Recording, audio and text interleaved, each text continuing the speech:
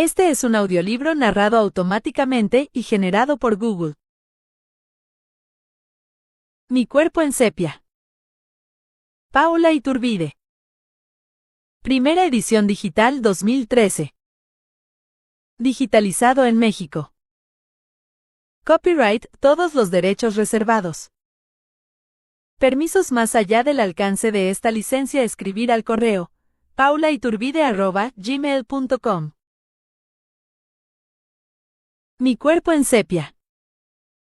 Me siento finita como un papel, casi sin espesor. Hoy el cuerpo manda y la mente acata a regañadientes. Es que sin carrocería no vamos a ningún lado. Me descuidé, lo acepto y hoy pago las consecuencias. Sin embargo, hace años que trato de sacar con baldes el agua, que se mete a raudales en mi barco. Soy rehén de mi cuerpo. Él decide qué se hace y a qué se renuncia. Podríamos funcionar tan bien si nos quisiéramos y respetáramos un poco más. Mi mente y mi cuerpo son un matrimonio a punto de divorciarse. A veces creo que nunca se amaron. Desde que recuerdo se repelen y uno pisa la cabeza del otro sin clemencia. Vamos muchachos. Podríamos estar en la cima, si hubiéramos tirado todos para el mismo lado. Pero no, aquí me ven, encerrada, recordando cómo era vivir libremente sin que mareos, taquicardias, despersonalizaciones y náuseas me obliguen a reprogramar mis días, cancelar citas, huir del mundo y refugiarme en estas palabras. Me siento finita como un papel, casi sin espesor. Y aunque el papel contenga una prosa aceptable, de nada sirve si nadie la lee. El papel está ahí, envejeciendo con cada sol que sale y se va. Me siento en deuda conmigo por no haber hecho tantas cosas, por no haber agarrado caminos a puño lleno y que cayeran como arena de mi mano tantísimas opciones de una vida mejor. Estar vivo ya es ganancia, dirán por allí. A veces no alcanza con estar en el baile, el tema es bailar con la más bonita y ser protagonista. Lo que duele es morir solo. El dolor físico es tangible y atacable. El enrosque mental se parece a las pesadillas de Freddy Krueger. Recién luché con todas mis fuerzas para evitar el desmayo, me senté en un rincón con el teléfono en la mano, un frasco de alcohol para inhalar y esperar con calma esta muerte que me visita indecisa, me toma por unos segundos y me deja un ratito más en este mundo. Hasta la muerte me aguanto si me toca, aunque fatal y no queda otra, pero no quisiera tener conciencia de ello, sentirme vulnerable, arrinconada como trapo viejo sin control sobre mi cuerpo, sin control sobre mi mente. La cabeza que empieza a encogerse, a comprimirse dificultando la visión, como cuando se corta la señal de TV y aparecen millones de puntos grises zumbando como abejas enloquecidas. Una sensación horrible de conciencia y sin sentido, de umbral de la muerte. Y en esos momentos límite de mi existencia lo único que quiero es un abrazo, una mano que me ayude, que me diga con su calor y su contacto que no estoy sola, una voz que me susurre que todo va a estar bien aunque sea en el otro mundo, una despedida tácita hecha de empatía. ¿Cómo lucho contra lo que desconozco? Debo caer y aprender de sus manifestaciones para juntar elementos que me permitan encontrar armas para defenderme. Soy un guerrero en territorio desconocido, un paisaje espectral con rincones oscuros llenos de contradicciones y trampas. El caso de la pizza engullida. Una noche de octubre fui llamado a resolver un caso en las afueras de la ciudad. Llegué al domicilio, exhibí mi placa y entré quitándome el sombrero. El agente que respondió al llamado del 911 narró los sucesos mientras atravesamos un pasillo y llegamos a la escena del crimen, la sala. Allí había una mesa, 4 sillas ordenadas al azar como consecuencia de lo sucedido, y una caja de pizza con las migas de lo que horas antes fue una deliciosa, grande de mozzarella. La dueña de la casa exigía justicia, ya que recuperar la pizza era imposible. Miré a mi alrededor y los sospechosos lucían su expresión más inocente. Respiré profundo y le pedí calma a la señora que no paraba de hablar mientras con señas de rutina, indiqué a los agentes que nos dejaran a solas con los sospechosos. Me quedé inmóvil y enfoqué mis ojos en los sujetos, quienes bajaron su cabeza intimidados por mi mirada segura y penetrante. Me moví con gestos calculados, dejando pasar el tiempo y esperando que la tensión del momento les arrancara una confesión que no llegó. Podía sentir la mirada de cada uno de los sospechosos siguiendo mis pasos por la habitación, acompañando los gestos de mis manos al encender mi puro, observando mi primera exhalación y el humo ascender deshaciéndose en la penumbra. El plan para identificar al culpable ya estaba en marcha. Dejé pasar un buen rato de silencio y movimientos ensayados hasta que pedí a mi asistente que trajera los elementos para la estocada final. Mi media sonrisa y una ligera risa petrificaron las caras de los sospechosos y aumentaron su intriga y ansiedad. 2 agentes ingresaron a la habitación con 2 platos cada uno de carne y croquetas en la mano. Les indiqué dónde ubicarlos y no tuve que esperar mucho tiempo para resolver el enigma. 3 de los 4 sospechosos se lanzaron a devorar el manjar que se les ofrecía mientras, Cejas, miró su plato con cara de asco y bajó la cabeza escondiendo su mirada. Apagué mi puro, tomé mi sombrero y fui al encuentro de la dueña de casa para informarle los resultados de la investigación. Me agradeció con gestos exagerados y un apretón de manos interminable. Los agentes se retiraron del lugar dejando tras de sí a los perros satisfechos, lamiendo sus platos. Pude ver a Cejas, buscando una planta de albahaca en el jardín para purgarse y devolver el botín en otro formato. Me puse el sombrero, me arropé el abrigo, encendí otro puro, y me perdí en la niebla de la madrugada. Emborracharse es trabajo. Emborracharse es trabajo. Siempre respondía con esa frase a mis cuestionamientos. Era inútil esgrimir una extensa lista de argumentos tratando de refutar aquella sentencia grabada a fuego, utilizada como escudo impenetrable y puerta cerrada para cualquier intento de diálogo. Ese bar tenía algo de sagrado para quienes lo frecuentaban, y debo confesar que emanaba cierto misticismo que me atraía. El aliento alcohólico con el que Julio regresaba a casa lo alejaba de todo ser vivo en un radio de 2 metros. Era imposible compartir la cama y mantener un diálogo sin pelear. Me acostumbré a sus horarios de murciélago, al ruido del auto que parecía llegar en puntitas de pie y a los perros que sin importar la hora salían a recibirlo con alegría. Algunas noches no podía volver a dormir después de su llegada, y pasaba largas horas boca arriba renegando del insomnio, o rumiando las últimas palabras de la reciente discusión. Emborracharse es trabajo en el mundo de los abogados. Todo se arregla o se deshace entre copas y conversaciones que empiezan sobrias y terminan en el absurdo. El que se niega a tomarse una copita con sus colegas corre el riesgo de ser excluido de la próxima juerga y del círculo de amigos. Y así, sin querer, los tragos y las noches comienzan a multiplicarse como los granos de arroz en un tablero de ajedrez. Hay quienes logran rescatarse del entorno etílico y no pierden el estilo. Otros tienen apartada su mesa y su botella y gozan de una atención privilegiada porque son los parroquianos fieles que siempre encuentran un motivo para brindar mientras la noche ostenta su devaluado glamour, y pasan los vendedores de billetes de lotería, los clientes de ocasión y las parejitas que necesitan un lugar donde nadie sería capaz de buscarlos. El tiempo se percibe distinto para quien espera en casa y para el que está muy a gusto en el Barracuda. Muchas veces pensé que Julio me engañaba. Otras noches no tenía ganas de arruinarme el momento con suposiciones de cuernos, y prefería ver TV y luego dormir. Un día tuve la necesidad de resolver un asunto legal y recurrí, lógicamente, a Julio, quien propuso distancia entre lo laboral y lo doméstico haciendo que un colega llevara mi caso. Acordamos un horario para la cita que tendría lugar en el Barracuda. Aquel lugar era un universo paralelo, poblado por personajes interesantes para observar. El humo de los cigarros en bocas, manos y ceniceros invadía cada rincón del bar y de mis pulmones. El mobiliario lo situaba como cafetín retro y el murmullo de los presentes daba la seguridad de que cada conversación no se escapaba de la mesa que la creaba. Enseguida localizamos al abogado que nos esperaba copa en mano, y lo trivial ahogó a lo jurídico.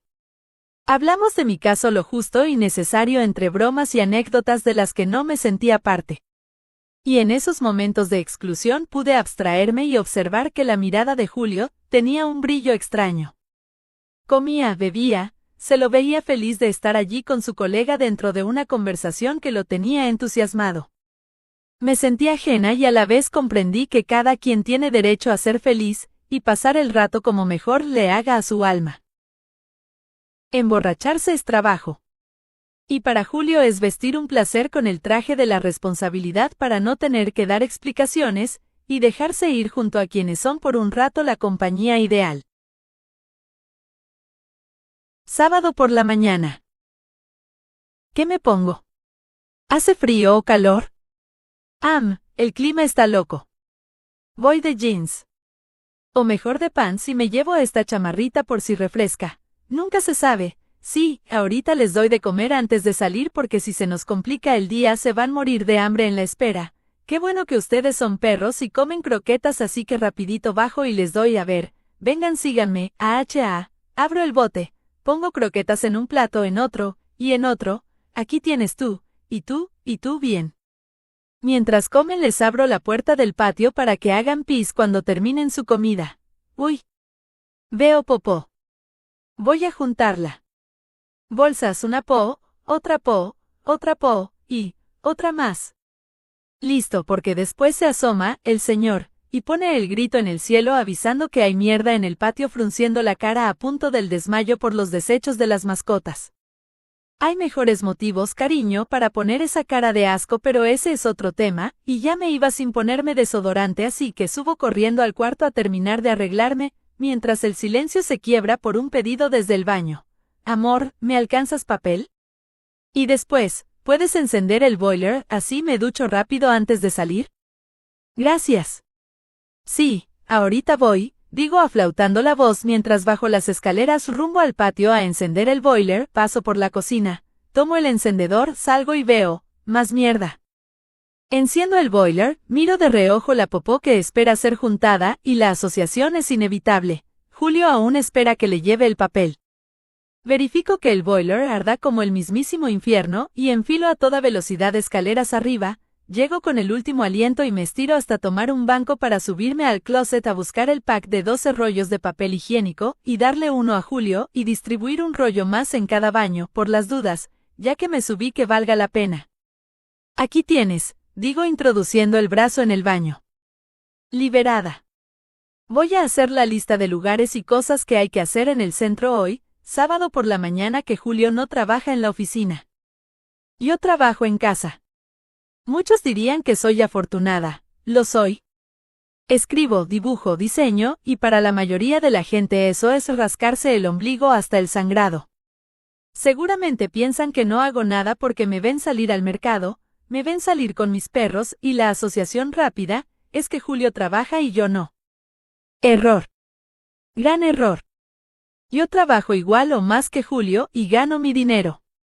Él no me mantiene, pero como yo tengo la suerte, de poder trabajar en casa, pago con el sudor de mi frente ese supuesto beneficio. Debo alternar cuestiones domésticas y laborales y desenfocar y enfocar la mente con más rapidez que un tic nervioso. Muchas veces pienso que sería mejor tener una oficina y una secretaria y café calentito esperando en las mañanas, escuchar a mi asistente leerme la agenda del día mientras digo con aire solemne, que nadie me moleste. Ay, suspiro. Qué lindo sería tener la mente libre para crear sin correr el riesgo de dejar escapar una idea brillante por atender al cartero. ¿Puedes apagar el Bolier? Hablando de Roma. Sí, ya voy, y de nuevo corro escaleras abajo, ya ven, después me preguntan cómo hago para mantenerme en forma. La vida diaria, cariño, el trajín de la casa. ¿Qué creías, que me pasaba horas en el gimnasio? Todavía no termino de vestirme y Julio pregunta, ¿estás lista? Le respondo, aún no. Bueno, no tardes, voy sacando el carro y te espero afuera. Me invade una furia volcánica y tengo ganas de gritarle la palabra atorada a media garganta. ¿What? ¿Qué le pasa a ese hombre? ¿Cómo que me espera en el carro y que no tarde? Hace media hora que recorro esta casa como hámster en su rueda, haciendo todo lo más rápido que puedo para salir a horario, y el señor se levanta, se ducha, se viste y me espera en el carro. Claro, que la toalla mojada se vaya a colgar sola a la soga, que las puertas se cierren con llaves solas, que las mascotas se verifiquen a sí mismas que están adentro y que no haya quedado ningún cable ni nada que puedan comerse los perros. Bip bip. Julio se impacienta con el carro en marcha y aún me falta hacer pis. ¿En qué momento dejé de ser una persona para convertirme en un aparato multifuncional sin ninguna remuneración ni reconocimiento? 530603. Las infancias felices son en cierta forma nocivas. Entramos a la realidad con una versión endulzada de la vida, y ahí viene el primer gran golpe o desilusión.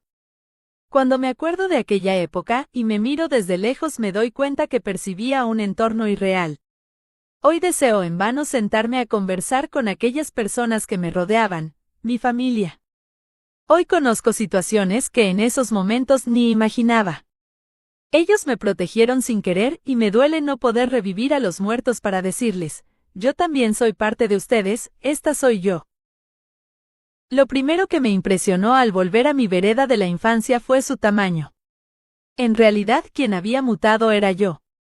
No hay que regresar a los escenarios de los primeros años de vida. Todo se siente distinto, expropiado, ajeno. En la esquina de mi casa había un almacén de principios de siglo.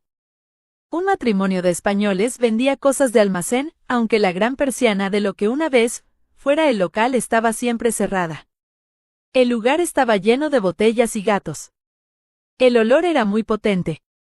Esa esquina fue refugio para nuestros secretos de chicos, fue punto de encuentro para filosofías al paso en tardes de domingo, fue donde todos los vecinos se ponían de acuerdo para tirar la basura. Cuando volví después de muchos años, Celia había muerto y don Víctor vendió el terreno al mejor postor para que construyeran un edificio.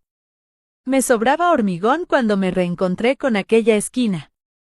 Por más que pasen los años y aunque haya visto esa mole de departamentos pisoteando mi recuerdo, la imagen en mi cabeza es, mi casa y al lado, la esquina con el almacén. Antes no se hablaba mucho como ahora. Se sufría en silencio. Los matrimonios se hundían pero nadie se enteraba. Se aguantaba. La suerte estaba echada. Para mí, todo estaba bien porque yo veía a mi mamá como mamá y a mi papá como papá. Mucho tiempo después, empecé a preguntarme cómo funcionarían ellos como hombre y mujer. Nadie quiere imaginarse a sus padres en un 69, o a su mamá agarrada a los barrotes de la cama. El aparato de teléfono de mi casa era gris. Estaba en una mesita de madera, y tenía debajo las guías con todos los números de la ciudad. ¿Cuántas hojas ocuparía una guía hoy en día? ¿Dónde meter los 60 millones de números de celular? Mi barrio fue mío. Cuando me fui comenzamos a morir los dos. Las casas fueron reemplazadas por edificios, los almacenes por supermercados chinos y la gente envejeció, se mudó, se murió, ya no queda nadie en esas veredas rotas. En aquella época no había tantos números en nuestras vidas, apenas los que identificaban nuestra casa en la cuadra y el teléfono. No había claves, era una vida sin candados, sin tantos caminos simultáneos y en tiempo real. No mejor, no peor. Distinta. La soledad de las 2 de la tarde, las calles vacías iluminadas a pleno por el sol caliente del verano porteño. La gente, el barrio, mi mundo. A 2 cuadras la escuela, a 10 la estación del ferrocarril, a 6 el club, a 7 mis amigos. Todo lo necesario estaba a mi alcance. Después se terminó la escuela primaria y mi mundo se ensanchó, la escuela quedaba más lejos, los amigos eran de todas partes de la capital, los estudios más exigentes y la felicidad se fue diluyendo y transformando en horror adolescente. No pertenecer, no encontrarse dentro de uno mismo puede ser el comienzo de una evasión infinita. El cambio de ciudad, la gente querida reemplazada por desconocidos, un mar que no pudo hacerse querer más que mi barrio de la infancia. La escasez real, maquillada hábilmente por mi mamá para que no nos faltara nada. Mis ganas de desandar camino y volver, y no poder. Pequeños mundos. La biblioteca. Lo primero que uno piensa en errónea asociación es que los bibliotecarios son gente dichosa, porque están rodeados de libros que pueden leer en horario de trabajo. Cualquiera que haya utilizado los servicios de una biblioteca pública notará, excepciones aparte, que los empleados viven en otra dimensión donde el tiempo transcurre más lentamente que para el resto de la gente. El contraste es mucho mayor para quienes vivimos a velocidad, Internet, donde un segundo de espera significa una respuesta tardía. No importa en qué país esté ubicada la biblioteca, el ambiente silencioso genera las mismas reuniones, sotto voce, en cualquier rinconcito para echar el chisme. Es curioso ver en la pared los letreros pidiendo silencio y en la sala, los usuarios concentrados en su lectura a pesar del bisbiseo constante del grupo de empleados cotorreando como si estuvieran en una peluquería. Ni hablar de las bibliotecas que se han convertido en un centro de actividades para niños de kinder, o las que cuentan con un acervo del año de la Inquisición. La mayoría de las bibliotecas públicas es tierra de nadie. Oficinas de gobierno. Hoy llegué a una oficina de gobierno y muy amablemente me pidieron que esperara mi turno sentada en una silla. Observaba a la empleada mover papeles, copiar datos, abrir cajones, buscar carpetas a una velocidad de tortuga perezosa. La empleada sabía que yo la estaba esperando pero no aceleró sus acciones, muy dueña de su tiempo y del mío. Enseguida comprendí que en este caso no era mala voluntad de la empleada sino distintas formas de concebir la palabra trabajo. Para un empleado de gobierno el horario de trabajo es cárcel, es tiempo que pasa lento y que no vale al menudeo pues haga lo que se haga el cheque, viene a fin de mes. Para quienes trabajamos en forma independiente y somos nuestro propio jefe cada minuto eso no es dinero, cada minuto puede ser ganancia o pérdida por eso corremos de un lado a otro, nos organizamos mejor, no queremos perder 20 minutos saludando al compañero de oficina porque queremos comenzar a generar dinero. Esta simple diferencia aparentemente económica se convierte en estilo de vida. La empresa. El primer día en un nuevo trabajo nos recuerda al primer día de clases. Enfrentar al grupo de desconocidos que ya posee códigos propios y amistades establecidas es una prueba difícil. Tratamos de agradar, de ser discretos y de tolerar por demás para ganarnos el respeto de los nuevos compañeros. Las coincidencias y desavenencias se van manifestando ubicándonos de un lado u otro de la calle. Las horas de descanso y espacios compartidos pueden ser un merecido relax o un infierno de intrigas. Nunca falta la víbora que nos observa desde su cubículo enroscada en su silla, haciéndonos notar que no le simpatizamos. Las guacamayas siempre encontrarán un minutito para acercarse y hacer plática, y tantear nuestra postura para saber si se puede confiar en nosotros. Los jefes pueden ser aliados o enemigos, y no hay más responsable de esto que el azar. Y así transcurren las primeras semanas en nuestro nuevo empleo, más preocupados por el entorno social que por las tareas laborales. En todas las oficinas hay un envidioso, un inteligente, un mal hablado, un payaso, una ligera de cascos, una Susanita, y lo mejor será aprender a sobrevivir en esa selva urbana con esa fauna que nos tocó. El fraccionamiento. En algunos aspectos la sociedad sigue arrastrando sus prejuicios más necios hasta nuestros días y vivir en fraccionamientos de menos de 100 casas es un ejercicio de observación interesante, particularmente durante las juntas de colonos para debatir temas en común. Se constituye la junta directiva o comité con 5 o 6 personas. Al mismo tiempo se constituye el bando de los opositores, los dedo en alto, que todo objetan y todo critican con el único afán de lanzar palabras al aire. Nunca es una crítica constructiva seguida de propuestas o posibles soluciones. Siempre es el dedo acusador que olvida que la junta directiva trabaja ad honorem. Los pleitos entre vecinos son de lo más variado. Ruidos a altas horas de la noche, cocheras invadidas por vehículos ajenos, áreas de estacionamiento de visitas usadas por los colonos, niños que rompen plantas, perros que defecan y dueños que no juntan sus heces, exceso de velocidad, mora en los pagos de mantenimiento, vecinos que insultan al vigilante porque al ser morosos no tienen derecho a que se les abra el portón, etc. Se parte de la premisa que jamás estarán de acuerdo 100 personas por lo que se busca la mayor participación de los vecinos, y se espera cierta tolerancia para escuchar y respetar distintos puntos de vista. Muchas de las casas están en renta, y a los dueños no les interesa participar en las juntas. Otros vecinos jamás asisten y acatan lo que se decida. Lo cierto es que con suerte solo asiste a las juntas convocadas el 15% de los colonos. La primera junta directiva se diluyó a los pocos meses por rumores sobre malversación de fondos hiriendo susceptibilidades y generando distancias que aún persisten. Los nuevos administradores tomaron las riendas y todo transcurrió en forma gris, sin sobresaltos pero tampoco sin logros.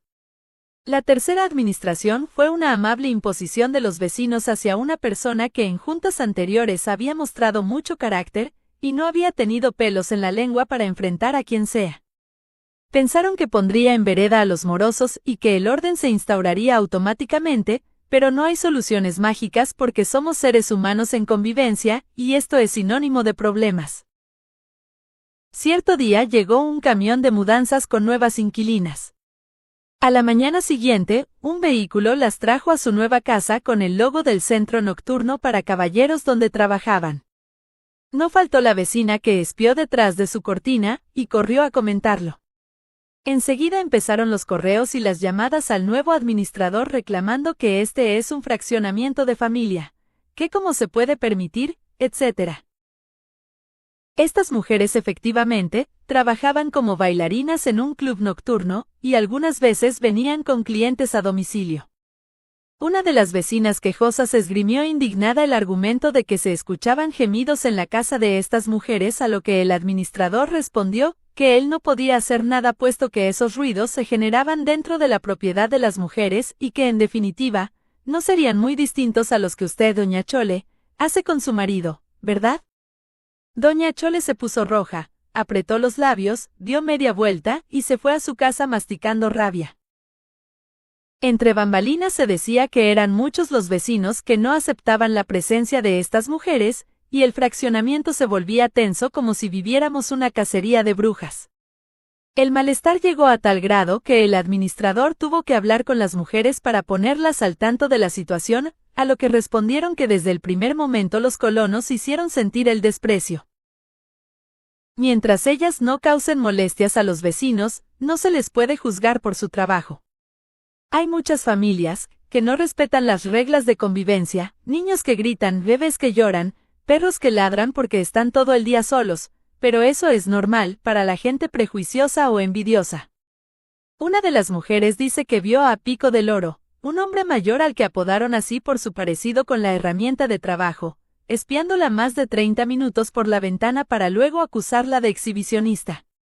Y ya al terminar la plática, después de despedirse del administrador y agradecer por su amabilidad para conversar sobre el tema, una de las mujeres dijo: al final de cuentas tanto critican nuestra vida y nos desprecian y sus maridos son nuestros clientes. La lechuga orejona. Estaba apurada esa mañana, y caminaba rápido zigzagueando en los pasillos del supermercado concentrada en conseguir todo lo anotado en mi lista.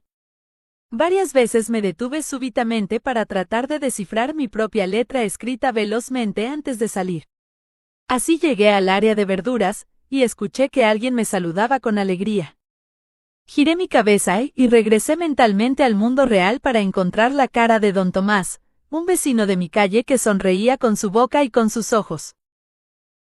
Buenos días, don Tomás. Qué coincidencia verlo por aquí. Sí, como ve, me gusta venir a esta hora a hacer mis compras, no hay mucha gente y se puede caminar con calma. Sí, tiene razón, sin embargo yo hoy ando con prisa porque tengo una cita de trabajo bien temprano, y prefiero comprar ahora y no llegando de trabajar. Hace muy bien, pero no corra tanto, vaya disfrutando del camino que igual todos vamos a parar al mismo hoyo. Así es, sonreí. Giré y caminé 5 pasos para buscar una bolsa y regresé por zanahorias otra vez junto al hombre mayor. ¿Por qué tan concentrado con esas lechugas, don Tomás? Es que siempre tuve algo con las lechugas, una especie de enemistad silenciosa. Nos saludamos pero no nos hablamos. Siempre que paso y las veo pienso que debo comer sus hojas verdes por tantas razones nutritivas, pero nunca he sido capaz de detenerme, elegir una y comprar. Esto solo me sucede con las lechugas. Con las demás verduras no me importa más que mis ganas de comerlas, las busco, las examino y las llevo a mi cocina sin mayor problema. ¿Ah, sí? Pregunté sorprendida por la inesperada historia. Sí, fíjese, y así pasaron muchos años hasta que un día pasé por aquí y leí, lechuga orejona 4.90 pesos. Y me detuve a reflexionar sobre mi negación a comprar lechuga, y oiga bien, a comprar no a comer. La negación es al acto de comprar, allí me da la flojera y sigo de largo. Así que me di una oportunidad, y comencé a elegir entre las orejonas y moradas y romanas, la que conjugara con mi ánimo. Horas después estaba en mi casa saboreando la ensalada y nuevamente reflexioné acerca de mi negación. Y me dije, a veces las oportunidades en la vida son como esas lechugas orejonas, uno pasa todos los días frente a ellas pero por flojera, por costumbre o por comodidad las ignora aún sabiendo que tomarlas sería algo bueno, pero ahí va uno erguido y soberbio mirándola de reojo al pasar, dejándola atrás. ¿Y de quién es la culpa entonces de haber dejado atrás una lechuga oportunidad? De uno no más. Tiene razón, don Tomás, asentí entre risas. Me alegra hacerla reír, venía usted muy seria. Sí, gracias, las prisas, el trabajo, las obligaciones, dije mientras elegía un manojo de rabanitos. Pues sí, a su edad y en estos días se vive así, ni modo, ¿verdad? Así es, si uno se detiene lo pasan por arriba, comenté enfilando hacia las cajas.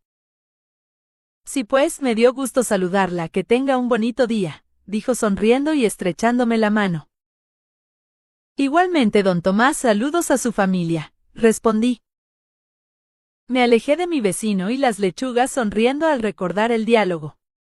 Reflexioné cuáles serían las lechugas de mi vida, qué oportunidad estaré ignorando por andar tan absorbida por el vértigo cotidiano. Caminata. No puedo entender por qué caminas tan despacio, grité. Ella me miró sorprendida y yo sustenté mi queja con razones válidas, irrefutables al menos para mi punto de vista. Es que hasta un caracol se sentiría Speedy González al lado tuyo, dije intentando ponerle humor a la queja. Así es mi paso, yo no voy apurada por la vida, alegó. Sí, pero tu velocidad es francamente desesperante, no pido que modifiques tu andar, solo acelera un poco y yo le bajo un cambio y en un paso intermedio podemos caminar juntas.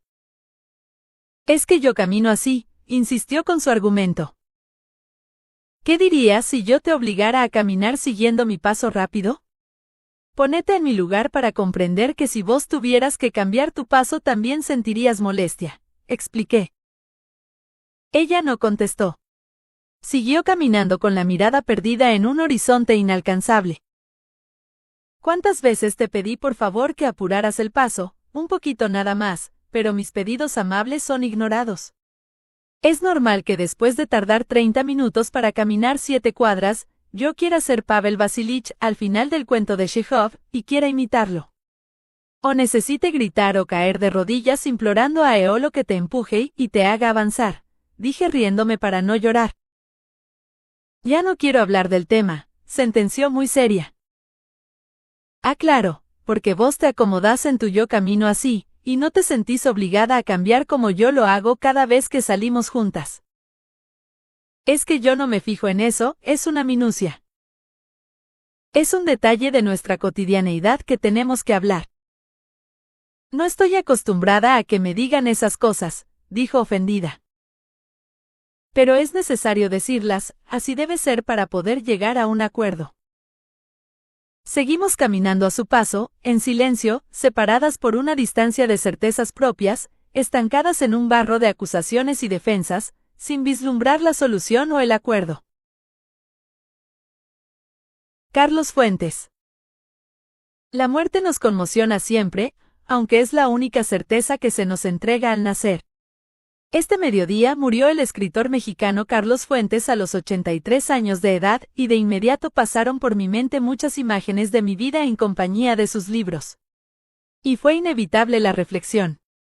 Descubrí que Fuentes estuvo involucrado en mi vida mucho más de lo que yo creía. Y lloré. Recibí como regalo de cumpleaños el libro Los años con Laura Díaz, y lo devoré. Llevaba 2 años deseando volver a México y esa novela fue la conexión que yo necesitaba para estar en contacto con mi tierra, con mi país, con el lugar donde debí nacer y al que me costó 32 años volver. Mi realidad estaba estancada en una Argentina que me cerraba puertas y Carlos Fuentes me contaba historias y me decía, algún día estarás en México, y yo gozaba con sus paisajes mexicanos, aprendía su historia, amaba los nombres de las ciudades. Me conmovió la historia de Cosima Kelson y el guapo de Papantla, la niñez de Laura Díaz en Catemaco, lugar que pude conocer 8 años después en un viaje por el estado de Veracruz. En ese bello estado también visité la prisión de San Juan de Ulúa, sitio del que ya me había hablado Carlos Fuentes en La Silla del Águila. Conocí más sobre la Revolución Mexicana con la muerte de Artemio Cruz, y disfruté su forma de narrar la historia en primera, segunda y tercera persona. Me desilusioné con Cambio de Piel, porque tal vez no llegó a mí en el momento adecuado. Y volví a disfrutar con Gringo Viejo, que se dice cuenta la historia del escritor norteamericano Ambrose Bierce, aquel que me hizo reír y reflexionar, tanto con su ácido libro, El Diccionario del Diablo. Gringo Viejo fue llevada al cine por el director argentino Luis Puenzo, después de ganar el Oscar en 1985 por La Historia Oficial. La versión fílmica de la novela de Fuentes contó con la actuación de Jane Fonda y Gregory Peck, La región más transparente. La leí en un librito viejo que saqué de la biblioteca cuando vivía en un departamento en la ciudad de Mar del Plata, ciudad en la que Carlos Fuentes veraneó durante su niñez cuando su padre cumplía funciones diplomáticas en Latinoamérica.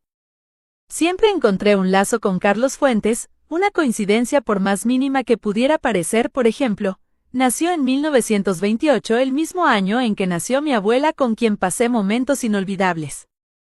Aquel pequeño departamento tenía una pequeña cocina, muy pequeña, y se alumbraba con una luz amarillenta malísima para la lectura. Por las noches allí, me encerraba a leer sin molestar a mi papá, que dormía en la sala. Todas las noches yo me despegaba de mi vida y viajaba a mi México a través de Carlos Fuentes. También llegó a mis manos un libro de fotografías que editó su hijo Carlos Fuentes Lemus, quien murió muy joven al igual que su hermana, dejando al escritor y su esposa un vacío insalvable. Y siempre estuvo presente.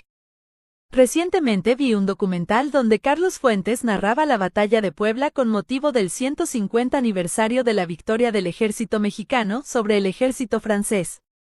También escuché su opinión sobre los candidatos a la presidencia de México, y ayer nomás estaba recibiendo en España otro reconocimiento. Siempre tan activo y vigente. Por eso la noticia de su muerte nos sorprendió a todos, y ante esta realidad implacable y estos recuerdos desordenados solo me queda pedir prestadas las palabras de Javier Velasco. Hoy me descubro un novelista huérfano. Buen viaje, Carlos querido.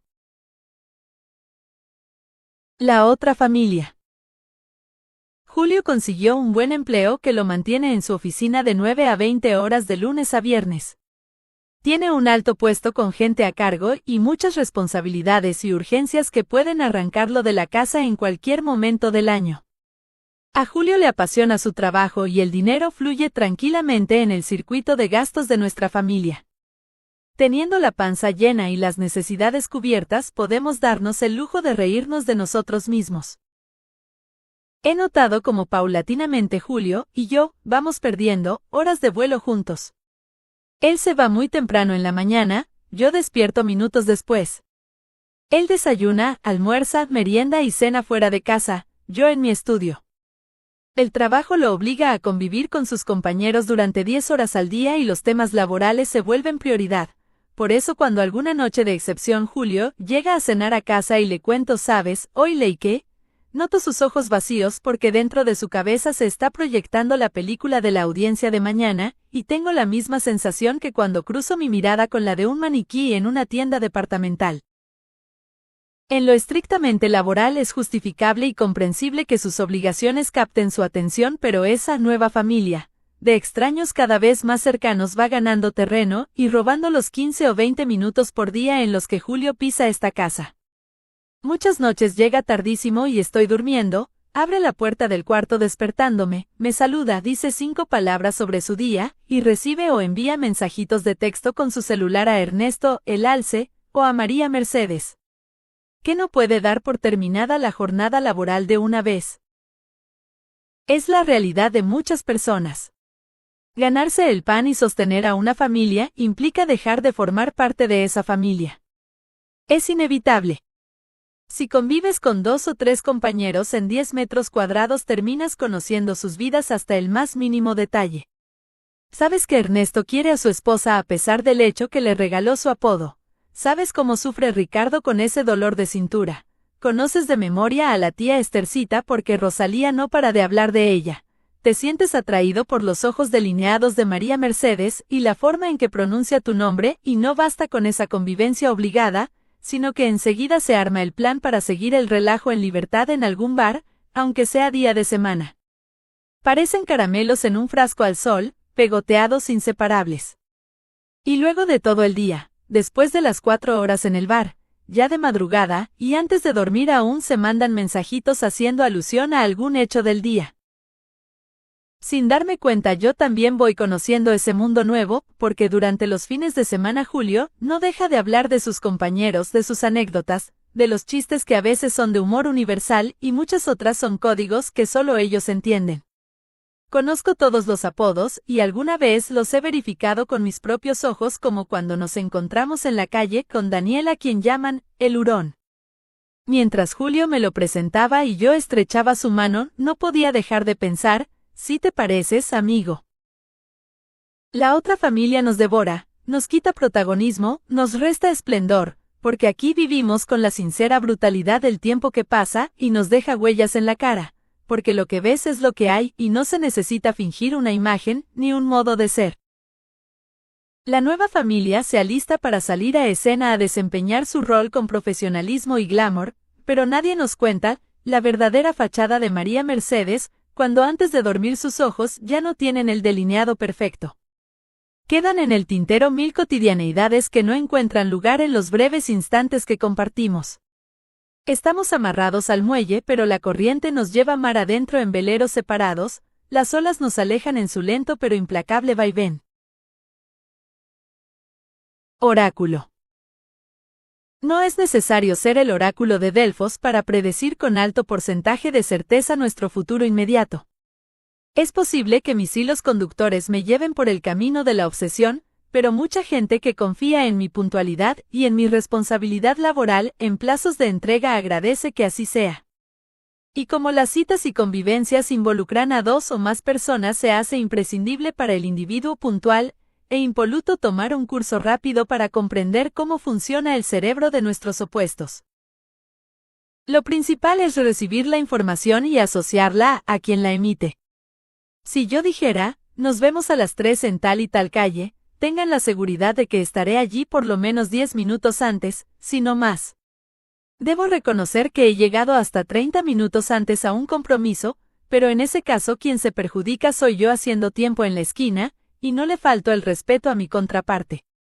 Por el contrario, si Julio me dice: no tardo, o cuando regrese del almuerzo por el cumpleaños de Jorge voy a encerar el carro, es ahí donde pongo en práctica lo aprendido. 1. Quien habla es Julio. Tendencia a distorsionar los lapsos de tiempo. 2. Pienso: el almuerzo es a partir de las 2, pero todo el mundo llega a las 3, entre saludos, bienvenidas y acomódense aquí, gracias de nada, rezagados y demás, la comida propiamente dicha comienza a las 4. Le sumamos 1 hora para llenar las panzas de los comensales y un ratito más que necesitarán algunas para enviar al cerebro el mensaje: cierra tu boca, ya no cabe más nada aquí. Luego la sobremesa, que puede tener una duración indefinida. Eso es lo riesgoso de convocar a festejos desde las primeras horas de la tarde, porque pueden desembocar en una última y desesperada solución para que los invitados decidan marcharse. Me refiero al famoso simulacro de incendio, donde al grito de "se nos quema la casa", logramos por fin recuperar el control de nuestro hogar. Teniendo y evaluando los puntos 1 y 2, concluimos que Julio no encerará su carro porque a. su regreso será alrededor de las 11 y no a las 6 como dijo tan convencido antes de salir, y b.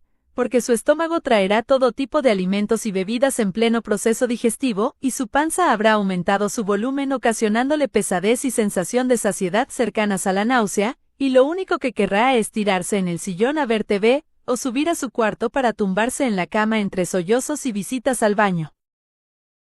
Procesos de análisis de la información como el enumerado más arriba funcionan como conversores de corriente eléctrica. Julio envía su mensaje, 220 volts, el sistema decodifica sus palabras y las recibo glaseadas de lógica y realidad, 110 volts, listas para ser usadas como más me convenga.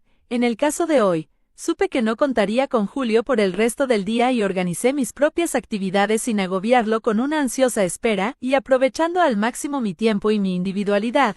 ¿Y qué creen? A las 8 recibí un mensaje de texto de Julio que decía: sigo en casa de Jorge, voy a tardar un rato más, no te preocupes. Fobia. Ya cállate, déjame sola. Quiero pensar y a la vez necesito no pensar más. No pensar tanto todo el tiempo sin pausa hasta en sueños sintiendo cómo dejo mi cuerpo, cómo veo formas y cosas y presencias aterradoras, cómo me veo desde afuera, cómo debo cumplir consignas para conservar mi vida, y en la mañana todo es un vago recuerdo que se me escapa escurridizo. Ya cállate, ya vete, déjame sola con mis rutinas. Déjame rumiar esta sensación de incomprensión, de inseguridad, de no saber cómo luchar, pero sin embargo lucho contra vos todo el tiempo. Lucho, te ignoro, te aguanto, te dejo ser, pero siempre al final muero un poco bajo tu peso. Ya cállate. Ve a habitar a otra que tenga la vida en blanco y tenga fuerzas nuevas para dejarse convencer, o matar. Nuestra historia está viciada de costumbres, soy tu casa, soy tu títere cuando me dejo. Lárgate. Ya me cansé de escuchar todo el tiempo tu miserable mensaje de debilidad, tu tortura sutil de cada minuto en mí. Te escondes en la ausencia de definiciones, te haces pasar por otras más devaluadas, más juzgadas o más ignoradas. Nadie sabe el poder que tienes sobre mí, y cuánto lucho para tenerte a distancia. Estoy cansada de esto, de vos, de mí. Solo déjame sola. Llévate tus juegos pegajosos y deja mi mente vacía para poder empezar de nuevo. No te pedí, no te quiero, ya cállate. La lluvia siempre. Verano. Habíamos quedado en que te ibas por 15 días. Yo trataba de pensar en otras cosas, dedicarme al trabajo, escapar de la realidad con un libro o dormir para buscarte en sueños. El sol de marzo hacía sus maletas, pues se iba de vacaciones con vos. Organicé mis horarios y pegué tus fotos en la pared. Las nubes invadían y se instalaban en el cielo como una etnia de ovnis en migración. Después del último beso volví a casa despacio y al llegar me acosté mirando el techo y tus fotos. Tenía que escapar de tu ausencia y me obligué a trabajar. Puse música y llegó un mensaje tuyo. Cambio de planes, ya no me voy, venía a buscarme. No tardé ni 2 minutos en salir corriendo al lugar en que te había dejado. Salí con una sonrisa idiota adornando mi cara. Esquivé a autos y peatones y apuré el ritmo de los semáforos con mirada amenazante. Corrí, feliz. Y desde lejos te vi esperándome con el bolso en el piso y tu mirada en mi sonrisa que guiaba mis pasos hasta vos. Nos abrazamos. Nos besamos. Hacía frío y el cielo pasó de un gris dudoso a un negro tempestad. Vamos rápido a mi casa, dije. Llegamos cuando las primeras gotas empezaban a caer, gordas, frías, como presagio del aguacero inminente. Y entonces, la tormenta indomable desató su furia sobre la ciudad. Dentro de mi cuarto, vos y yo. Invierno. Llegué a casa, y al leer tu nota recordé que hoy no vendrías. Caminé lentamente con un entusiasmo cansado y sin destinatario. Me desvestí como queriendo apurar el fin del día, y fui a la cocina a buscar algo para cenar. No tengo hambre porque sé con quién y dónde estás. No puedo apartar de mi mente que estás con ella. Todo el día luché con el recuerdo de tus palabras avisándome que, en buen plan, tu ex te invitó a cenar.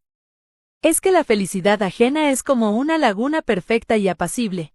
Siempre alguien quiere arrojar piedras y hacer sapito para destruir la calma.